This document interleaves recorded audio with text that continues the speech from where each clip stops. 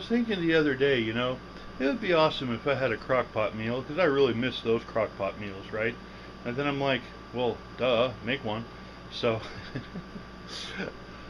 as you can see, I have some rice-a-roni there with beef flavoring. Um, Never, ever, ever put rice in a crock-pot unless you know what you're doing. Rice expands, people. Seriously. And that's why there aren't a lot of ingredients. Rice, this beef rice-a-roni flavor is going to make a nice stock. It's going to thicken it up a little bit, and be very careful putting rice in a crock pot. In fact, I made a video about that. That's just to say, moving on, I have, of course, some brisket there. I have, what is this? This is kind of a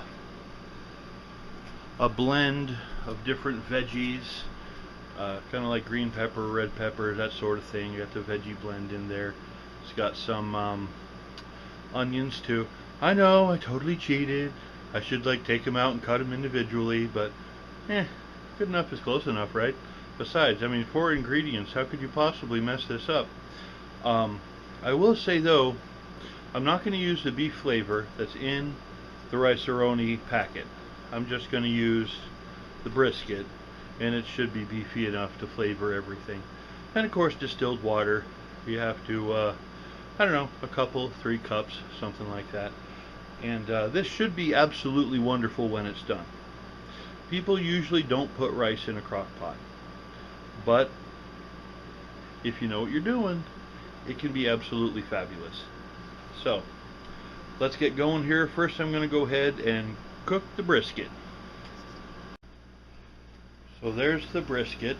It took approximately 250 years to cook that and then cube it.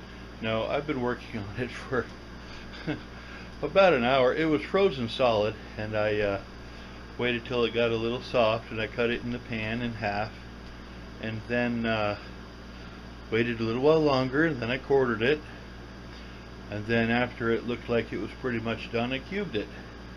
And that's a lot of effort, but I'm sure it's going to be absolutely wonderful when it's all put together.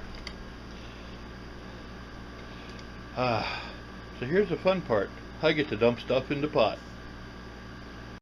Okay, you guys may not be aware of this little tidbit of wisdom, but the best way to make something in a crock pot is to turn on the crock pot.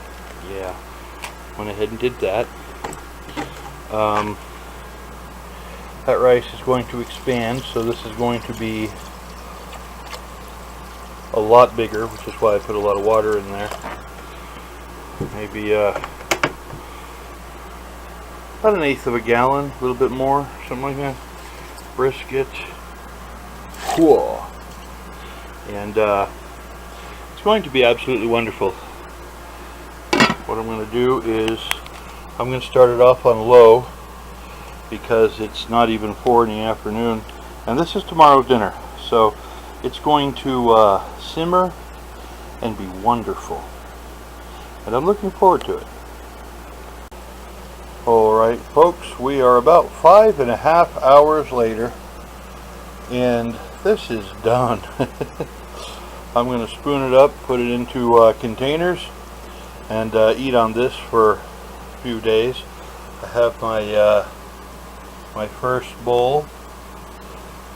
I didn't really fill the first bowl all the way, just in case it needs a seasoning. The thing about rice is it expands, and it kind of makes stuff bland sometimes, so I kind of want to make sure it's wonderful.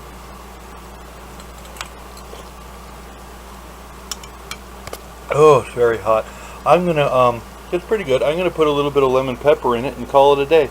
Anyway, if you have any questions or comments about this absolutely wonderful crock-pot dinner, please feel free to leave a message below. Thanks for watching, and have an absolutely wonderful day.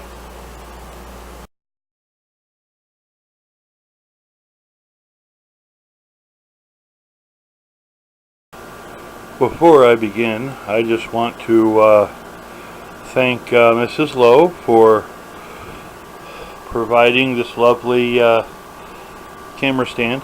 I got that at a garage sale for like $5. That is probably a $100 easily camera stand, and it's awesome. The extra light, I don't really remember where I got that from, but anyway, I almost look like a real YouTuber in this thing. Look at my getup, man. That's pretty awesome.